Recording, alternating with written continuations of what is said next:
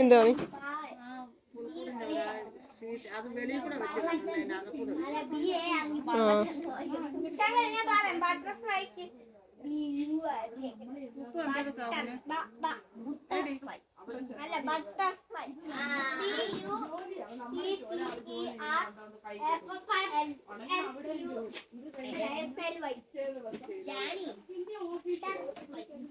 ഇനി വേണ്ട തരുവോളാം.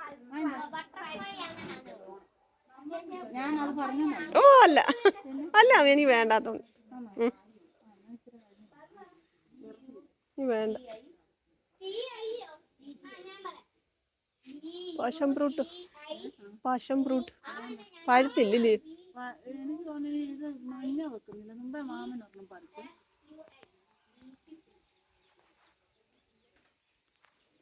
ഒരുമാതിരി ഇതായി കഴിയുമ്പോൾ പിറ്റേ ദിവസം അത് കാണത്തില്ല. കാണാം.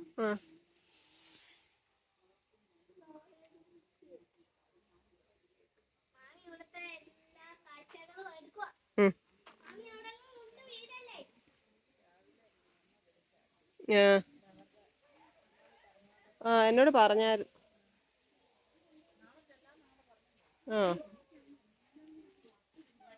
ഫ്രൂട്ടാ?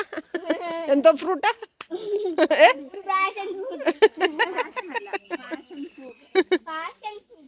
ഫ്രൂട്ട്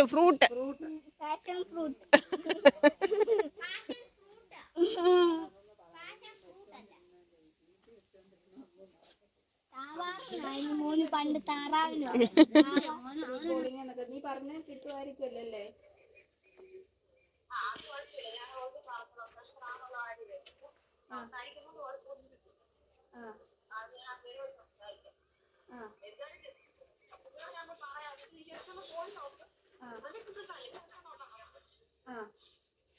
എവിടാ ഓഫീസ്?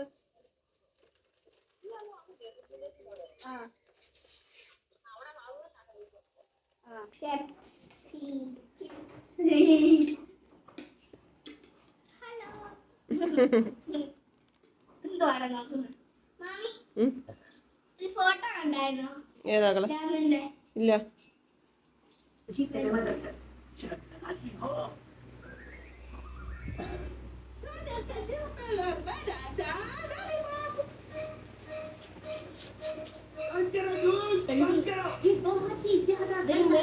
എന്തോ മേടിക്കാൻ? ഒന്നും മേടിച്ചില്ല. ഇത് അമ്മമ്മ പറഞ്ഞു വിട്ട സാധനം. അമ്മമ്മ ഷവർമയോ? നല്ലതാ.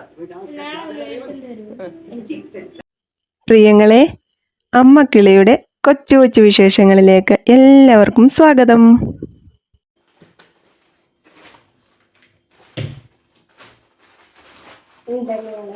കളയുണ്ടോ വെച്ച് വന്ന് കയറിയതേ ഉള്ളൂ. അപ്പോൾ ഇന്ന് മുട്ടങ്ങ് ചെന്നു. മുട്ട് രാവിലെ ഒരു 9:45 10 മണിയൊക്കെ ആയപ്പോഴത്തേക്ക് അങ്ങ് ചെന്ന് കേട്ടോ. വിളിച്ചു. ഇവിടുന്ന് പോയപ്പോൾ ജലദോഷം പോലെ ഉണ്ടായിരുന്നു. ഇപ്പം നല്ല ചൂടൊക്കെയാണ്. ഞാൻ മരുന്ന് കൊടുത്താ വിട്ടത്. അപ്പോൾ അത് കഴിക്കാൻ ഞാൻ പറഞ്ഞിട്ടുണ്ട്. ചെന്നപ്പോൾ ചൂടൊക്കെ ഉണ്ടെന്ന് പറഞ്ഞ് യാത്ര ചെയ്തതിൻ്റെ ആയിരിക്കും. പിന്നെ നാളെ ഞായറാഴ്ച ഒരു ദിവസം റെസ്റ്റ് ഒക്കെ എടുത്ത് മാറിയാൽ മതിയായിരുന്നു. എല്ലാവർക്കും വൈറൽ ഫീവർ ആയിരുന്നേ. പള്ളി പോണം. വിയർത്തൊഴുകുന്നു. ഫാനിട്ട് അവിടെ. അപ്പോൾ എന്താ പറയുക, ഇന്ന് നമ്മുടെ വീഡിയോസ് കാണുന്ന ഞാൻ കഴിഞ്ഞ ദിവസം പറഞ്ഞായിരുന്നു. മുത്ത് കൂട്ടുകാരെല്ലാം കൂടെ ഫോട്ടോ എടുക്കാൻ വേണ്ടിയിട്ട് പോയപ്പോൾ ഒരാൾ വന്ന് സംസാരിച്ചു എന്നൊക്കെ കേട്ടോ. അപ്പം അമ്മക്കിളിയുടെ മോനല്ലേ എന്നൊക്കെ ചോദിച്ച ഒരാൾ വന്ന് സംസാരിച്ചു എന്ന് കേട്ടോ. ഇന്ന് കടയിൽ വന്ന് പ്രതീക്ഷയും ശാലിനിയും കൂടെ കേട്ടോ. അവര് എന്തുവാ മനസ്സിലായില്ല എനിക്ക്. വർക്ക് ചെയ്യുന്നുണ്ട്. അപ്പോൾ അതിൻ്റെ ഫീൽഡ് വർക്കിന് പോയപ്പോഴാണ് ഇവരെ കണ്ടതെന്ന് പറഞ്ഞു. അപ്പം ഇന്ന് വന്ന് മോനിക്കുട്ടൻ്റെ ഡയറി മിൽക്കൊക്കെ തന്നിട്ട് പോയി കേട്ടോ. ബാഗിനകത്തിരിക്കുന്നു. അപ്പം ഒരുപാട് സ്നേഹം സന്തോഷം. അവരുടെ വീട് ഇടത്തിട്ടയാണ്. അപ്പം എന്നോട് വന്ന് സംസാരിച്ചിട്ടൊക്കെ പോയി. പിന്നെ ഇന്ന് വേറെ ആരെയും കണ്ടില്ല കേട്ടോ. വേറെ ആരെയും കണ്ടു ഇല്ല. എന്നാൽ പിന്നെ സൂപ്പർ മാർക്കറ്റിൽ നിന്ന് 2 പാക്കറ്റ് പാലും ഒരു ചെറിയ പാക്കറ്റ് മല്ലിപ്പൊടി തീർന്നേ. മല്ലിപ്പൊടി വാങ്ങിച്ചു. പിന്നെ ഈ സോപ്പ് പൊടി ഞാൻ നമ്മുടെ ഷോപ്പില് ഹോൾസെയിൽ റേറ്റിന് കിട്ടുവേ. അവിടെ നമുക്ക് ഇതിന്റെ ഡിസ്ട്രിബ്യൂട്ടർ വരും ഓർഡർ ഒക്കെ എടുക്കാൻ. കടയിലെ ബില്ലില് അവിടെ ഓർഡർ എടുക്കാൻ വന്നപ്പോൾ ഞാൻ ഓർഡർ ചെയ്ത് വരുത്തിയതാണ്. അപ്പൊ നമുക്ക് ലാഭമുണ്ട്. 4 കിലോയുടെ പാക്കറ്റാണ്, 1600 രൂപ MRP വരുന്നത്. നമുക്ക് അത്ര ഇല്ല. അപ്പൊ അത് വെച്ച് ഞാൻ ഇത് അവിടെ നിന്നാണ് വാങ്ങിക്കുന്നത്. അവർ നമ്മുടെ വിക്സും വിസ്പറും അങ്ങനെയൊക്കെയുള്ള സാധനങ്ങൾ ഓർഡർ എടുക്കാൻ വരുന്നവരുടെ കയ്യിൽ നിന്ന് ഓർഡർ ചെയ്യുന്നത്.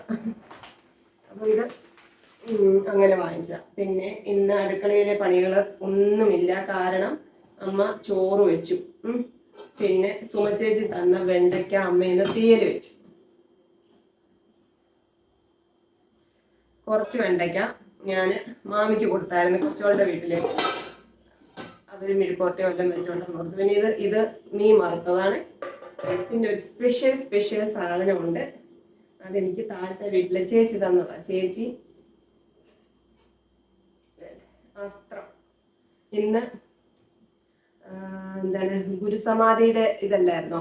അപ്പൊ അവിടെ മന്ദിരത്തില് പ്രത്യേക ഇതൊക്കെ ഉണ്ടല്ലോ, അതിനു വേണ്ടിയിട്ട് ഉണ്ടാക്കിയതാണെന്ന് തോന്നുന്നു. അപ്പൊ താഴെ താമസിക്കുന്ന വീട്ടിലെ ചേച്ചിയാണ്. ചേച്ചി മോളില് സുമചേച്ചി ഇല്ലേ, ഗോപികയുടെ അമ്മയുടെ ഏൽപ്പിച്ചിരുന്നതാണ്.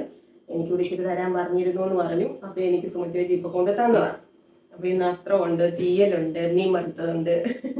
ഇന്ന് അടുക്കളയിൽ പ്രത്യേകിച്ച് പണികളൊന്നുമില്ല. അപ്പോൾ ഞാനൊന്ന് കുളിച്ച് ജപിച്ചിട്ട് വരട്ടെ. ഫോണിന് ചാർജ് ഇല്ല കേട്ടോ, ചാർജ് ഒട്ടുമില്ല. ചാർജൊക്കെ ആയിട്ട് വന്നിട്ട് നമുക്ക് കുഞ്ഞു കുഞ്ഞു വിശേഷങ്ങളൊക്കെ പറഞ്ഞിരിക്കാം. ഇന്ന് അധികം വിശേഷങ്ങളൊന്നുമില്ല. മുത്തിനെ ഒന്ന് വിളിക്കട്ടെ, എങ്ങനെയുണ്ടെന്ന് നോക്കട്ടെ കേട്ടോ. ഇപ്പം വരാം.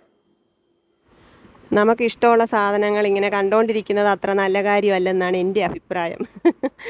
അതുകൊണ്ട് ഞാൻ ഇമ്മിണി അസ്ത്രവും കടുമാങ്ങയും കൂടെ കഴിക്കാൻ പോവാണ്. കഞ്ഞിയുടെ കൂടാണ് കറക്റ്റ് കോമ്പിനേഷൻ. പക്ഷെ കഞ്ഞി ഇല്ലാത്തതുകൊണ്ട് ഇങ്ങനെ അങ്ങോട്ട് കഴിക്കുവാണ്. ഞാൻ ഷോർട്ട് വീഡിയോ ഇട്ടായിരുന്നു. അപ്പോൾ ഒരുപാട് പ്രിയങ്ങൾക്ക് അസ്ത്രമൊക്കെ ഇഷ്ടമുള്ളവരുണ്ടായിരുന്നു.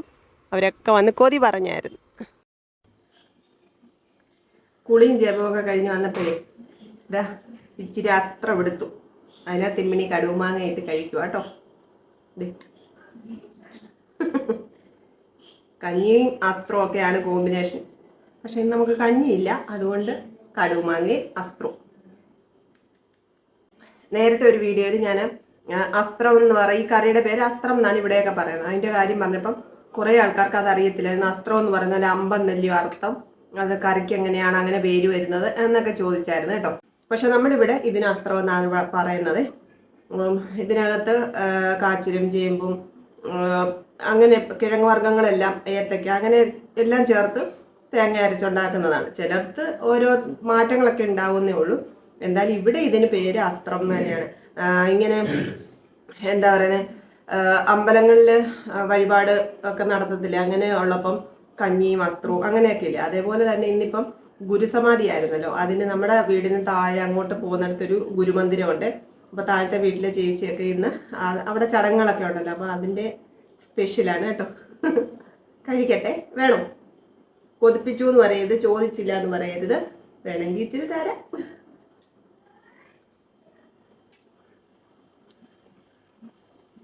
ബെസ്റ്റ്, സൂപ്പറാട്ടോ.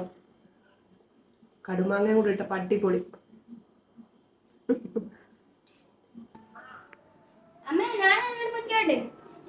എവിടെ? വയ്യല്ലോ, പിന്നെ അങ്ങനെ പോന്നെ. ശ്വാസം മുട്ടില്ല, അവിടെ കയറ്റം കയറി പോകണ്ടേ, അപ്പം കൂടത്തില്ലേ?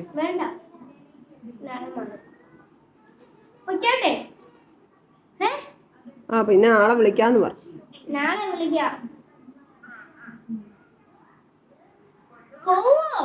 അന്നേരം പറയാന്ന് പറഞ്ഞു.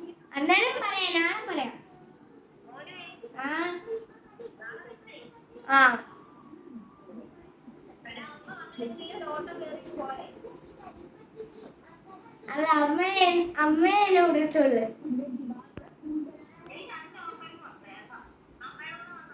അമ്മയുടെ കൂടെ വേണ്ടേ? അമ്മേനെ കൊണ്ടുവിടൂ. നാളെ വരാം.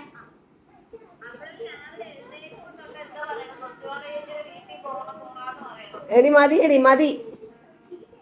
കൊച്ചിനെ വഴക്കുണ്ടാക്കുവോ അവള്? ഞാൻ പോകും.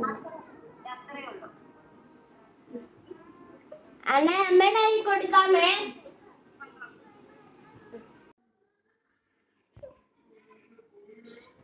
ചൂടുവെള്ളമാക്കാമോ? ഇല്ല, മുമ്പേ തിളപ്പിക്കുമ്പോൾ തിളപ്പിച്ചാൽ കുറച്ച്. ഒന്നും അറിയത്തില്ലെന്ന് പറയുന്നു. അല്ല, ഞാൻ തൊട്ട് നോക്കി എനിക്ക് വലുതായിട്ട് അറിയത്തില്ല. അങ്ങനെ കഴിച്ചോ? കഴിക്കാൻ പോവാ. എന്തുവാ? ചോറ്. അവിടെ ചോറുണ്ടോ? ചോറുണ്ടോ? പൊറോട്ട കഴിച്ചു. എന്തോ എനിക്ക് അറിയത്തില്ല, പറഞ്ഞു തരണോ? പറയാമേ. ചോറുണ്ടായിരുന്നോ? ചോറുണ്ടായിരുന്നോ? ഇല്ല വച്ചേ. പിന്നെ എന്താ കഴിച്ചു? ഞാൻ പൊറോട്ടയും ദോശയും കഴിച്ചു. 2 പൊറോട്ട കഴിച്ചപ്പോ പൊറോട്ട കഴിക്കുന്നത് നിർത്തിയല്ലോ. പിന്നെ ഞാൻ പോയി 2 ദോശ കഴിച്ചു. ആ കേടങ്ങ് തീർത്തില്ലയോ? എടാ നീ മോശമല്ലോടാ മുത്തേ. അയ്യോ,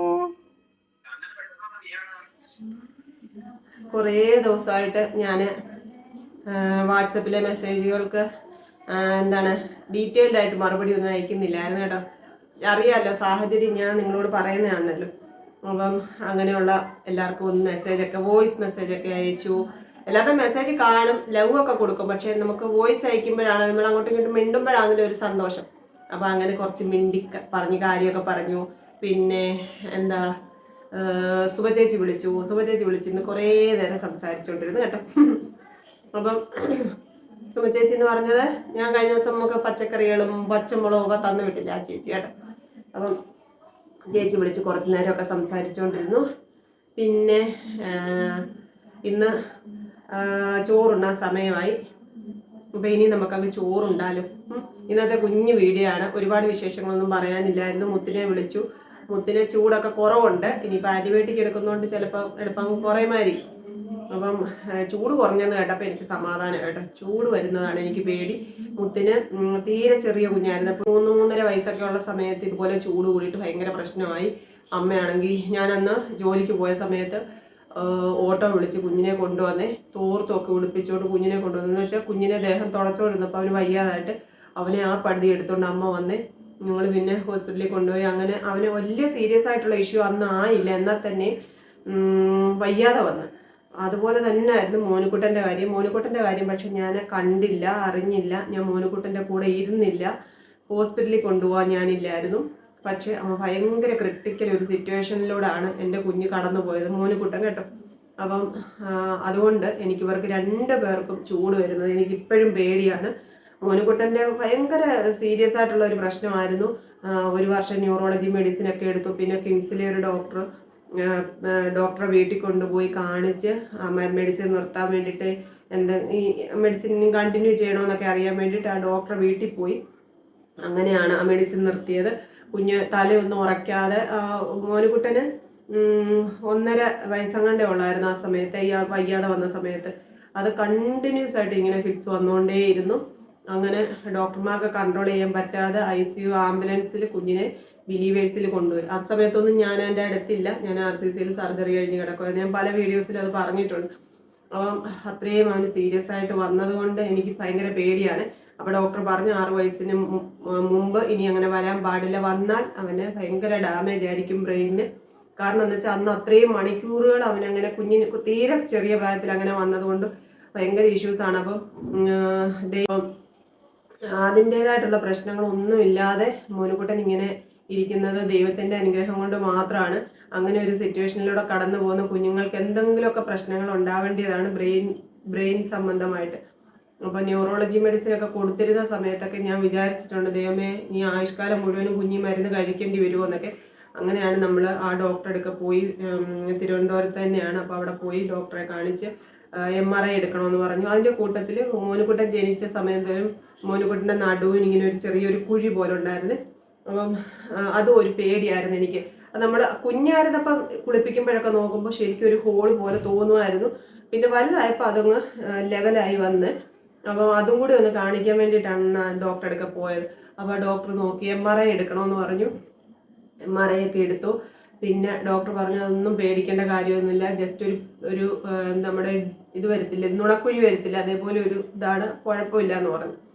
പക്ഷെ എനിക്ക് ഭയങ്കര പേടിയും ആവലാതിയുമായിരുന്നു അതിനെ പറ്റിയൊക്കെ. അപ്പം ഇവർക്ക് 2 പേർക്കും ചൂട് വരുമ്പോൾ എനിക്ക് അങ്ങനെ അനുഭവം ഉള്ളത് കൊണ്ട് എനിക്ക് പേടിയാണ് കേട്ടോ.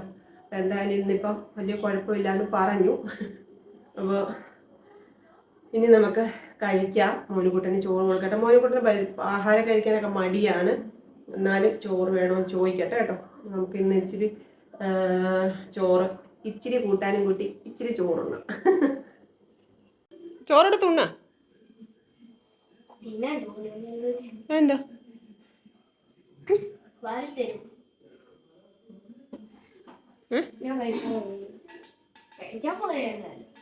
ഇച്ചിരി ഉണ്ണു മോനുകുട്ടാ. വാ, നീ വിശക്കുന്നു, വാ.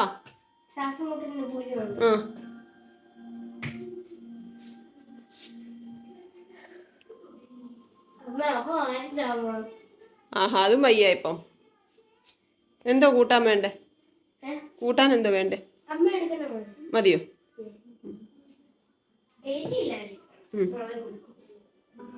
ഇന്നത്തെ നമ്മുടെ പ്ലേറ്റ് ഇതാണ് കേട്ടോ. മോനുകുട്ടനും കൂടെയാണ് ചോറെടുക്കുന്നത്. മോനുകുട്ടന് വാരി കൊടുക്കണമെന്ന് പറഞ്ഞു. അപ്പം നമുക്ക് ഇച്ചിരി ചോറ് 2 പേർക്കും കൂടി ഒരു പ്ലേറ്റിൽ എടുക്കാം. കഴിക്കോ ഇല്ലയൊന്നൊന്നും അറിയത്തില്ല. അസ്ത്രം ഇച്ചിരി എടുത്തിട്ടുണ്ട്. മോനുകുട്ടന് ഇഷ്ടമാണോ നോക്കട്ടെ. നമ്മുടെ തീയൽ, സുമച്ചേച്ചി തന്ന വെണ്ടയ്ക്ക തീയല്. ഇച്ചിരി ചാറ് വേണം, ഇച്ചിരി ചാറെടുക്കട്ടെ. ഒരു മീൻ വറുത്തത്. ഇത് മോനുകുട്ടൻ കഴിക്കുമോയെന്ന് അറിയത്തില്ല. ഉച്ചയ്ക്ക് കൊടുത്തിട്ട് മോനുകുട്ടൻ കഴിച്ചില്ല, അടത്തിക്കളഞ്ഞു എന്ന് പറഞ്ഞു. എന്താണ്ടൊരു പേര് ഈ മീനിന് പറഞ്ഞ്. അത് നമ്മുടെ ഇന്നത്തെ അത്താഴം ഇതാണ്. നമ്മൾ കഴിക്കാൻ പോവാണ്. മോനുകുട്ടനും ഞാനും കൂടി കഴിക്കട്ടെ. എൻ്റെ പ്രിയങ്ങൾക്കെല്ലാവർക്കും സമാധാനവും സന്തോഷവും ആശംസിക്കുന്നു. എല്ലാവരെയും ഓർത്ത് പ്രാർത്ഥിക്കുന്നു. ഇനി നമുക്ക് അടുത്ത ദിവസം കാണാം. Okay, bye, see you. കൊച്ചു കൊച്ചു വീട്ടുവിശേഷങ്ങളുമായി വീണ്ടും കാണാമേ.